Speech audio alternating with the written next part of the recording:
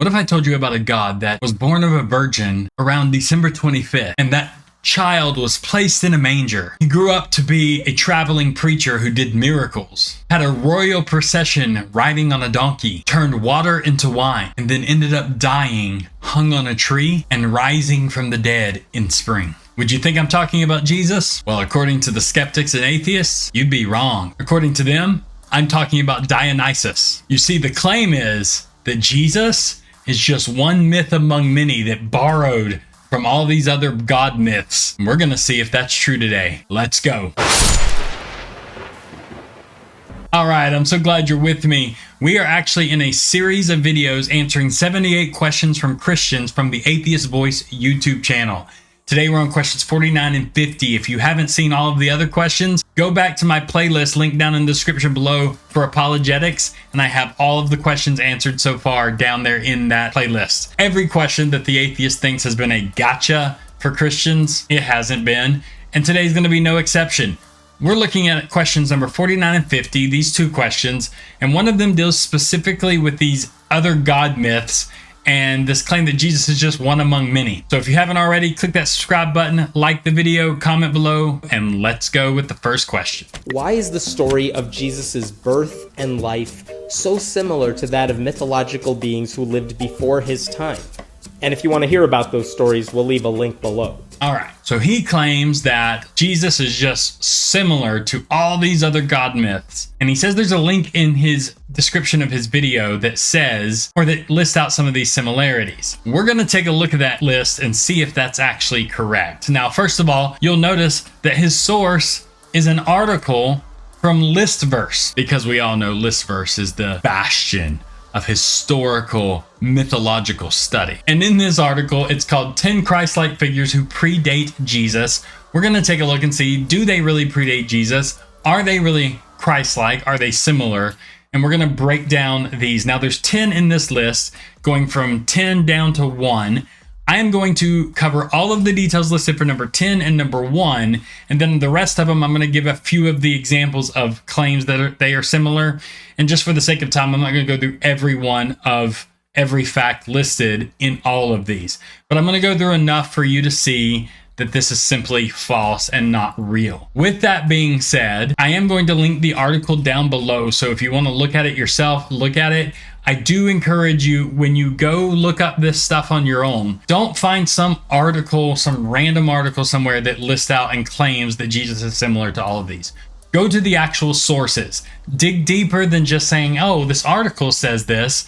Go find the actual ancient documents. Find historians who talk about these things. Go actually dig a little deeper than just an article online that's making a claim about Jesus and these things being similar. The reason for that is what I've found is that at some point in the past, this myth and this idea that these are connected came about. Somebody made it up. And then these claims just kept getting spread and passed around till now you have article after article that's really just copying a previous article without going back to the original sources. And that's why there's so much misinformation around it. So go back to the original sources. Dig deeper than just an article trying to compare Jesus to these gods. Now we're going to break down all of these characters and all these mythological figures that it lists on this article, but there's something I want to do first.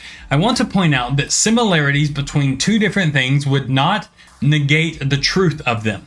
So let me give you an example of this. We see similarities, and I mean eerily similar similarities, in all kinds of events. And that does not mean the events are not true. To give you an example of this, that the atheists in this video would agree are two distinct true events that didn't borrow from each other. Let's talk about President Abraham Lincoln and President John F. Kennedy. Let me list some similarities between these two. Abraham Lincoln was elected to Congress in 1846. John F. Kennedy was elected to Congress in 1946, exactly 100 years later. Abraham Lincoln was elected president in 1860. John F. Kennedy was elected president in 1960, exactly 100 years later. Both were particularly concerned with civil rights during their presidencies. Both had wives that lost a child while they were in the White House. Both presidents were assassinated. Both presidents were shot in the head. Both presidents were shot on a Friday. Both had vice presidents that were Southerners, and both of the vice presidents were named Johnson. Andrew Johnson, who succeeded Lincoln, was born in 1808. Lyndon Johnson, who succeeded Kennedy,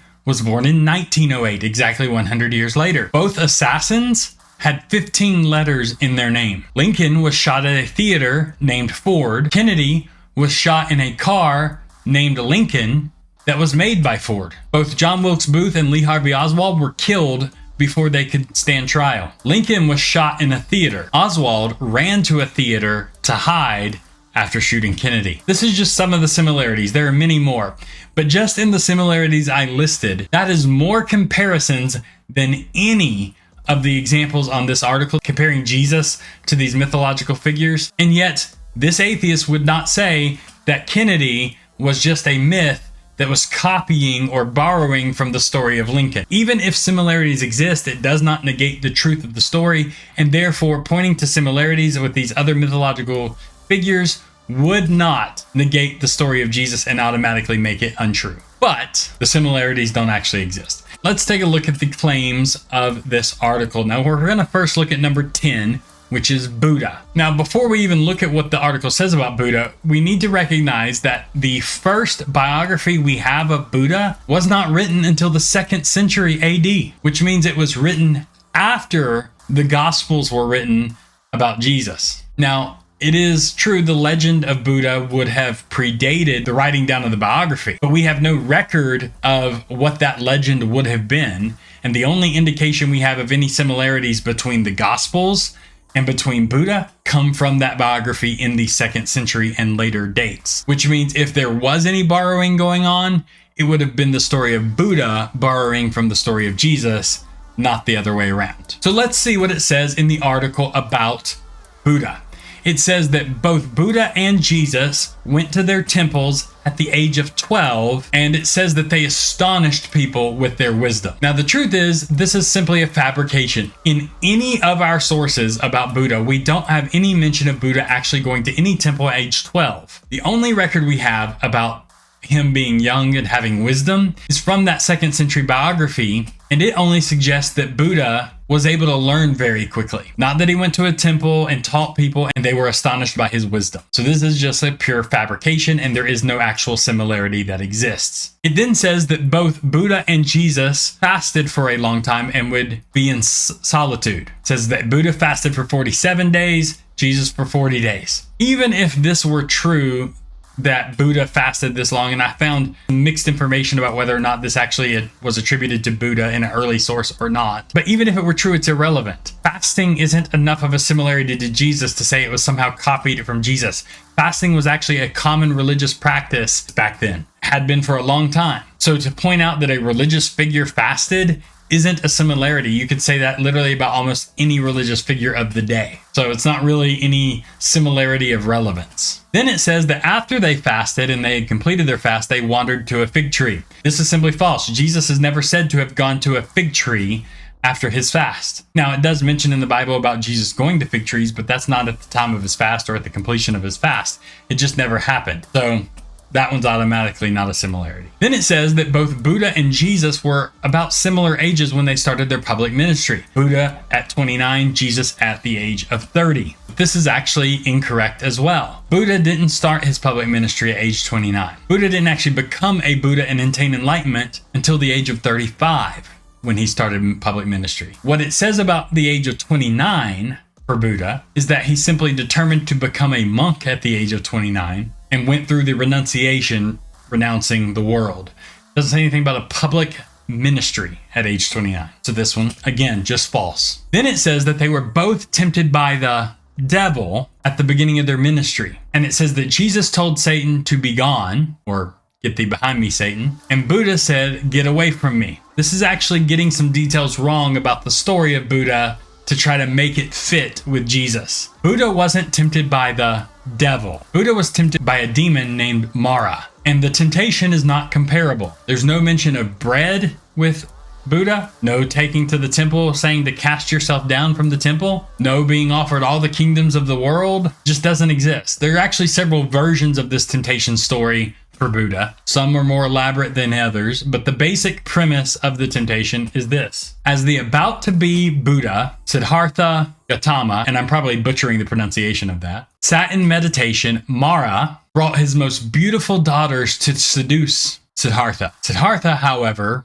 remained in meditation. Then Mara sent vast armies of monsters to attack Siddhartha. Yet Siddhartha sat still and untouched. Mara claimed that the seat of enlightenment rightfully belonged to him and not to the mortal Siddhartha. Mara's monster soldiers cried out together, "I am his witness." Mara challenged Siddhartha, "Who will speak for you?" Then Siddhartha reached out his hand to touch the earth, and the earth itself spoke, "I bear you witness." Mara disappears. And as the morning star rose in the sky, Siddhartha Gautama realized enlightenment and became a Buddha. That's the story. There is no similarity to the temptation of Jesus at all in any way, and the purpose behind the story isn't even the same. The purpose behind the story for Buddha is to show how he reached enlightenment, whereas the story for Jesus is to simply show that he defeated the enemy because he was already the Son of God. Just not comparable in any way. Then the article says that both Buddha and Jesus strove to establish a kingdom of heaven on earth. This is simply fabrication. Buddha never talked about the kingdom of heaven. There is one quote you would be able to find online attributed to Buddha that uses the phrase kingdom of heaven, but it's actually a fabricated quote and not a real quote. Here's an article from a Buddhist website, Fake Buddha Quotes, that is identifying this as a fake quote from Buddha. Buddha never strove for the kingdom of heaven to come to earth. Buddha was striving for nirvana and taught others to strive for nirvana. Not at all the same, nothing even remotely comparable to the kingdom of heaven. Then there's another claim, the final claim about Buddha, is that according to the Somadeva, and again, I'm probably butchering the pronunciation of that name, but it's a Buddhist holy book. A Buddhist ascetic's eye once offended him, so he plucked it out and cast it away. And they compared this to Jesus, saying, if your right eye offends you, pluck it out. The problem is, this is again just pure fabrication. This story doesn't exist. There is no story there where they pluck this eye out. It just doesn't exist. And this goes back to what I said a moment ago. So many times these stories are fabricated and made up and then just passed along from website to website and from, someone telling it to someone telling it to someone telling it to then there's so many websites and so many articles that claim this to be true. And so people read the articles and believe it to be true. But if you actually do the research, it doesn't exist. It's just fake. No such similarity exists. So we can just say with the whole Buddha claim debunked. Let's jump to the number one mythological being on this list, Horus. This is one I've heard quite a few times. The article says that Horus was born of a virgin named Isis. This is simply not true. Horus was not conceived of a virgin. In fact, and before I say this, just a warning that I'm going to describe what they say in the mythology, in the Egyptian mythology, which deals with some explicit ideas. So if you have children around, just FYI. But mural and textual evidence from Egypt actually indicates that Horus's father Osiris had actually been killed, murdered. And Isis, Horus's mother, used her powers to reanimate his body, except there was one part of his body that she couldn't find, and that was his penis. So what she did is she fashioned and created a penis for him as she reanimated his body and then hovered over the penis to impregnate her with Horus. While there may be claims that she was a virgin before that conception, there is no claim that it was a virgin birth and that she didn't actually have sexual relations in order to become pregnant with Horus. It's also claimed that Horus was the only begotten son of Osiris. That is also false. Osiris and Isis had other children. It's claimed that Horus's birth was heralded with a star with a name Sirius, which is the morning star. Again, pure fabrication. There is no evidence that his birth was announced by any angels, and there was no star in the story. Then the article claims that ancient Egyptians paraded a manger and a child, which represented Horus, through the street at the time of the winter solstice, which would have been around December 21st. They're trying to link this to Jesus being celebrated and being born in a manger on December 25th. That's what they're trying to argue. This is, again, simply false. There was a festival for Horus in ancient Egypt. It's called the Festival of Victory. In ancient Egyptian, Heb Neket. It was an Egyptian festival dedicated to the god Horus, but it was celebrated at the Temple of Horus and took place during the second month of the season of emergence, which would be the 6th month on the Egyptian calendar. And that is actually roughly in February, not on December 21st, as the article claims. They also claim that there was a death threat to Horus in his infancy, that Herod tried to have Horus murdered, and that the god tells Horus's mother, "Come, thou goddess Isis, hide thyself with thy child." And they try to compare this to Jesus and the death threat against Jesus when he is born, and the angel coming and saying, "Hey, hide yourself, flee to Egypt." The problem? It's fabrication. There is no evidence of this actually happening in the story of Horus. Then they claim that just like Jesus, there's a gap between the time Horus is 12 till the time Horus is 30, and there's this gap in the record, just like with Jesus. My response to that? So, we have a gap in all kinds of mythologies. There are tons of mythological gods that wouldn't compare to Jesus at all in any way that this atheist wouldn't bring up because there's no comparison, and there are gaps in time frames just the same. That was just common back then. Then the article claims that Horus was baptized at the age of 30, just like Jesus, and that the baptizer of Horus was beheaded, just like John the Baptist was beheaded. The problem? There's no record of Horus ever being baptized. There are some conspiracy theories out there that point to Anup the baptizer, claiming that he was later beheaded. But in Horus's story, no such person exists. It just never mentioned in relation to Horus at all. Then it says that Horus walked on water, cast out demons, healed the sick, and restored sight to the blind. Now, walking on water in some of these more detailed ones, that's just not in Horus's story. It does talk about Horus doing miraculous things, but that's the same for every deity. There's no deity from the ancient times that you could point to that didn't do miracles. That's just a claim of deity because deities are supposed to be more powerful than humans. Doesn't mean that Jesus didn't do miracles just because some other claim of miracles existed. Sorry, it's not a gotcha there. And then it says Horus was crucified, descended into hell, and resurrected after 3 days just like Jesus. This is simply false. Horus is actually not reported to have died in all of the vast majority of Egyptian narratives. There's no crucifixion story for Horus. Instead, what it actually says about Horus in the ancient Egyptian writings is that he eventually merged with Re, the sun god. After being merged with Re, the sun god, he then dies and is reborn every day as the sun rises. There is one other account that does mention Horus dying, which seems to be a later addition and not actually what the original vast majority of Egyptian writings we have say.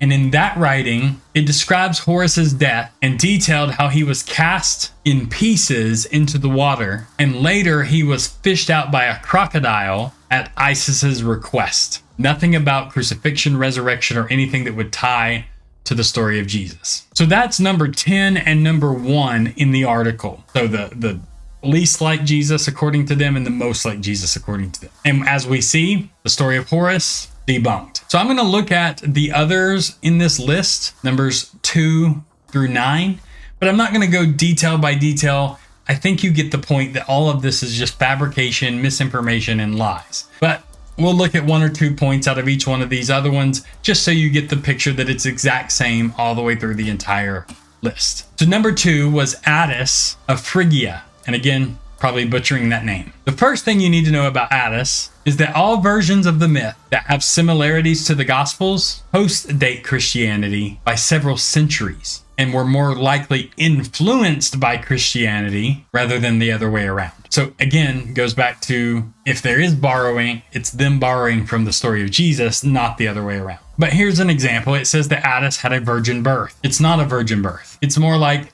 artificial insemination. Here's the story. Zeus, as Jupiter, saw Mount Agdus, which looked like the goddess Rhea, and in a moment of excitement, dropped some of his seed on the mountain. And from this arose a wild and androgynous creature named Agdistis. The gods didn't like the obnoxious Agdistis, so Dionysus sneaks up and puts wine in Agdistis's water to put him to sleep. While he is asleep, Dionysus ties a rope around his genitals, ties the other end of the rope to a tree, then scares him to wake him up. And in the panic, it causes him to castrate himself. From the resulting blood of that scenario, a tree springs up. And much later, Nana, again, might be butchering that pronunciation, happens to come by and sees the tree and picks some of the fruit from the tree and puts it in her lap. and then it disappears. Upon which she finds herself pregnant with Attis. The idea being that she was artificially inseminated with the seed of Atheists, which came from Zeus. Not a virgin birth like we talk about with Jesus. They're not comparable. Number 3 in the list, and again, gonna butcher this name, but Zoroaster. Our main source for the details of Zoroaster is the Avesta, which is a collection of sacred texts, which wasn't put in writing until 346 to 360 AD. And our earliest manuscript of that comes from the 13th century AD. So what we have from about Zoroaster comes from after the time of Jesus by centuries. Now, it's true that some of the material in those sacred texts probably come before the time of Jesus, but most of what is considered to come before that time are just some basic information in some hymns that was part of the oral tradition. Nothing that would compare to the Gospels. So anything that compares to the Gospels comes from centuries after Jesus, which indicates that any similarities there would be, if it was true, would be borrowing from Jesus, not the other way around. So one of the things it says about Zoroaster here is that he was baptized in a river. Problem is, it's complete fabrication.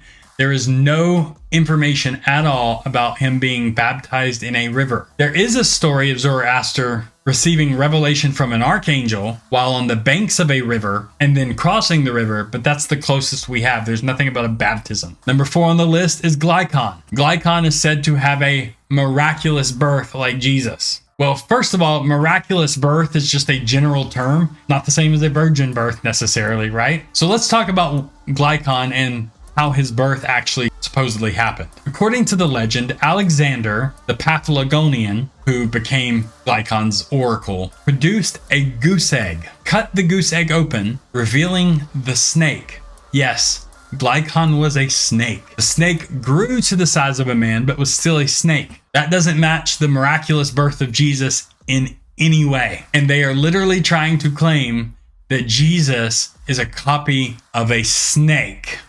Sometimes you don't know if you should just shake your head or bang it on the desk. The other thing about Glycon, it all took place in 100 AD. That's after the Gospels were written. So again, any similarities would be them copying Jesus, not the other way around. Are you starting to see the picture here? The next example in the article is Heracles, which is the Greek version of Hercules. It says that Hera tries to kill Heracles as an infant, yet Heracles survives. And they say that this parallels Herod, sound the same, so they must be the same, right? They say this parallels Herod's slaughter of the innocents in an attempt to kill Jesus in the Gospels. But if you look at the details, it doesn't work. Hera was Heracles' stepmother, and she was jealous that her husband Zeus was sleeping with multiple women. So she wanted Heracles dead as punishment to Zeus for sleeping with other women. So what she does is she takes 2 venomous snakes and she puts them in Heracles' crib.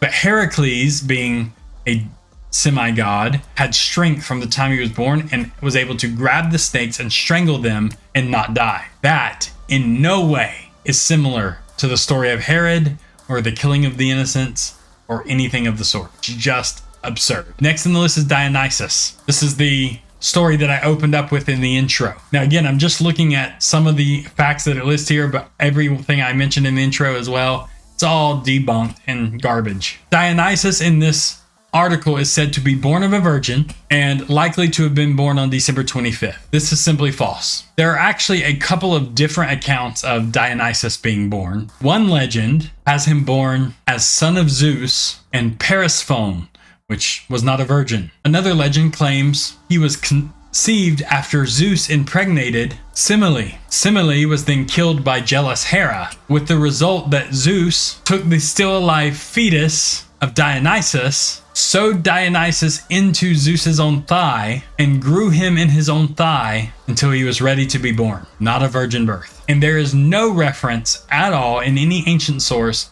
to Dionysus's birthday. The earliest we have of a birthday for Dionysus comes in a forgery that comes from the 20th century AD. That's the Orpheus amulet, and it's just a forgery, and it doesn't and it only dates back to the 20th century. It says that Dionysus is called the Holy Child and was placed in a manger. No evidence of any of those accounts ever happening. And it said that Dionysus turned water into wine. Well, there is an account of him turning water into wine, but that account comes from Achilles Titus, whose writing in the 2nd century is both written after the Gospels and is generally considered by scholars as a parody of the Christian story. So Jesus isn't borrowing from Dionysus. Dionysus is borrowing from Jesus. Just got a couple more to go through. The next one is Romulus. It says that Romulus was born of a Vestal virgin, but it leaves out some details on purpose to lie and deceive you. Ray, Romulus's mother, was a Vestal virgin before she was raped by the pagan god of Mars. It's the god of war. She conceived 2 twins from that rape, Romulus and Remus. While Ray was a Vestal virgin prior to being raped, she didn't conceive Romulus as a virgin. She was raped. It also says that Romulus was snatched away to heaven to indicate a ascension into heaven like Jesus. But if you actually read the narrative of Romulus, the so-called ascension into heaven by a cyclone in a storm is conjecture. In the story, no one witnesses it. In the story of Romulus, there's even a counter theory that Romulus was simply killed by jealous senators. Not comparable to Jesus' ascension, which is after he appeared in his post-resurrected body for 40 days in numerous post-resurrection appearances, and the ascension is witnessed in person by the disciples as he has a physical resurrected body that ascends up into the sky. Not comparable to Romulus at all. The next one listed is Odysseus from the Odyssey, and I'm just gonna not even go too in depth on this one. This doesn't work. Here is what the article lists for connections or similarities between Jesus and Odysseus. They were both carpenters, they both suffered, they both want to go home, and they both had followers who were dumb. That is the extent of the similarities that they list. Even if we grant that every one of those things were true, that would not be a strong case that Jesus was borrowed from the Odyssey. They're both carpenters, they both suffered, they both wanted to go home, and they both had followers who were dumb. That's your argument? Not even worth the time to debunk. And the last one is Krishna. So it lists several things about Krishna. First, it says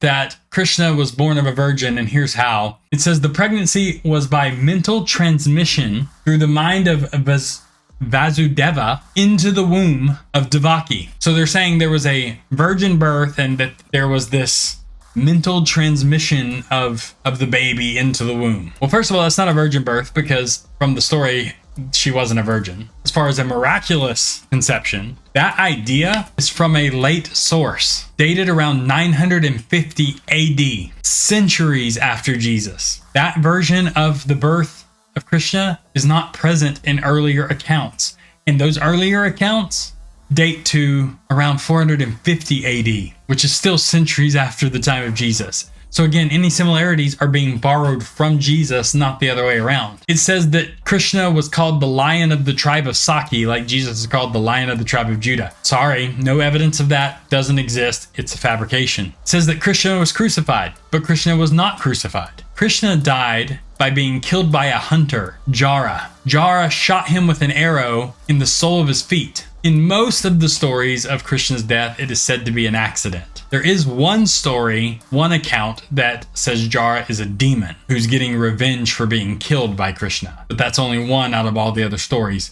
Most of the time it's just a regular hunter who there's an accident and kills Krishna. Nothing about crucifixion at all. It also says that Krishna was resurrected, but that's also not true. It does say that Krishna's spirit ascends into heaven. That's not a resurrection, not a physical resurrection. It says that Krishna's body actually remains on the earth and is cremated. That's all of these characters, these 10 lists of mythological characters that they say Jesus is similar to and is just a copy of. And I hope you can see after going through all of these, it's simply false. And these aren't the only ones. There's tons of other ones that are listed over time in different articles and different videos where they claim it's just a copy.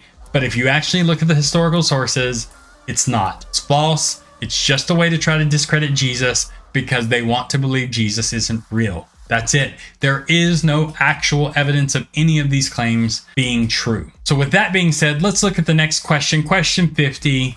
How do you decide which sections of the Bible are literally true and which ones are just metaphorical? So this is a great question. How do we know what's literal versus what's metaphorical when we read the Bible? Very important question. First, I want to point out this is not a gotcha question against the Bible. This same question can be asked of literally any writing. If you're reading a book and it's historical fiction, how do you determine what part of the book is historical and what part's fiction? If you're reading a science textbook, how do you determine what is hypothesis versus what is actual scientific theory or law? If you're reading a nonfiction book, a biography, for example, many times they include metaphors and similes and different figures of speech within the text. How do you determine what's metaphorical versus what's literal? It's how you read any text. So acting like the Bible's some kind of special case, you do it the same way you do any other text. It's just the way it is. The key takeaways for this, though, is that first of all, you have to understand the Bible is not a single book. It is a collection of 66 different books written by multiple authors over the span of thousands of years. So you can't just pick it up and read it from Genesis to Revelation and just interpret it like everything's the same all the way through. The way you need to interpret it is first of all, know the genre of what you're reading. If I'm reading Song of Solomon, I'm reading poetry. If I'm reading Psalms, I'm reading poetic music. If I'm reading 1st and 2nd Chronicles, I'm reading biography. If I'm reading the book of Revelation, it's prophecy and apocalyptic literature. If I'm reading the Gospels, I'm reading biography, but there's also parables mixed in. I need to know what I'm reading and what genre I'm reading to help me determine on interpretation. But here's a general principle. Keeping in mind the genre that you are reading, except in places where the text is clear, obvious, allegory, poetic, figurative, metaphorical, etc., it should be taken literally. An example of a figure of speech in normal language, like if we were talking today and someone said, it's raining cats and dogs outside, you would know, based on your knowledge of the language and knowledge of figures of speech in our culture, you would know that raining cats and dogs doesn't mean that literally cats and dogs are falling out of the sky. You would know that it just means it's raining hard or it's raining heavy or a lot. It's a figure of speech. Figures of speech are also used in the Bible. And if you study and learn the context of the culture and the language and how it's written, the figures of speech become obvious, just as obvious as raining cats and dogs is to you. An example of this in Psalm 17:8, the psalmist says, "Keep me as the apple of your eye." Now we know it's not literally talking about an apple in your eyeball, right? So when it says, "Keep me as the apple of your eye," you're not an apple. Keeping me in that, it's not an apple in the eyeball. It's talking about being the focus of your eye, the protection, something valuable, being protected as something valuable is what it's talking about. And we know that from the culture and from what apple of the eye means. So that's a figure of speech in the Bible. It's not literal. The Bible is usually clear when something is literal, a metaphor, a simile, allegorical, etc. You have to read it in context. All of the rules of reading and writing that you use, that you know for any other writing, it's used in the Bible. If you're trained in literary understanding and literary skills, you should have no problem simply deducing from reading the text what is literal and what is not. Another key is to interpret scripture by scripture. For example, when Psalm says, "You are my rock," we know from the rest of scripture that God is not a literal rock. So this is metaphor. We can see this throughout scripture. That's how you know what's literal, what's metaphor. Learn the culture and the audience and the context in which the Bible was written. Interpret scripture with scripture. Learn the literary rules and you'll be able to tell what's metaphor and learn the genres. You can do those things, you're going to understand the Bible. So there you go, answering atheist questions. I hope this video was valuable to you. I hope you got something out of this video. I hope it helped you. You can be secure in your faith to know that Jesus is not some myth among others. He's not just one myth among a bunch of myths that all have similarities. Most of the similarities that exist either aren't real similarities and are just fabrications, or if there are similarities, most of the ones that are either minor things that have no really major relevance, or they come from later sources that are actually borrowing from Jesus and not the other way around. You are good to understand and trust the Bible. So if you're a Christian, you can put that out of your mind, and hopefully the next time an atheist brings this objection up to you, you'll know how to answer. I'm so glad you're enjoying this video. If you've gotten something out of this video, click subscribe hit the like button. And once we hit 500 subscribers, I am going to be giving away a CSB chronological Bible that goes day by day with readings to get through the Bible in the entire year in a chronological order. It's an incredible study Bible. It'll be very helpful for you in your devotional life. All you got to do to win is be subscribed. So click that subscribe button. See you next time. And if you're interested in apologetics and answering atheist questions, check out my apologetics playlist right here.